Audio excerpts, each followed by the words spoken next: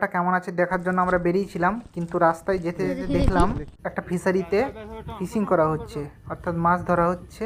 তাই আমরা কিভাবে ফিশিং করছে সেটা দেখার জন্য দাঁড়িয়ে গেলাম।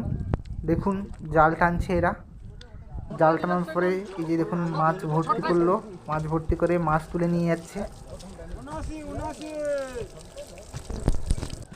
এই যে এখানে এখন পাল্লায় মাছ ওয়েট করা হচ্ছে, যেহেতু রাস্তা খারাপ এই জন্য মাছগুলোকে বয়ে নিয়ে যেতে হবে ঢালাই রাস্তার পাশে, ওখানে গাড়িতে লোড হবে। ঢালাই রাস্তার কাছে চলে এলো, এই যে দেখুন এবার ক্যারেটে ভর্তি করা হচ্ছে, বরফ দিয়ে দিল এবার।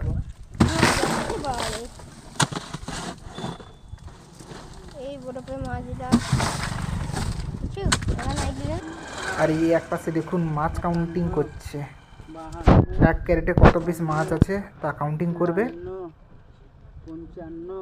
এক ক্যারেটে 25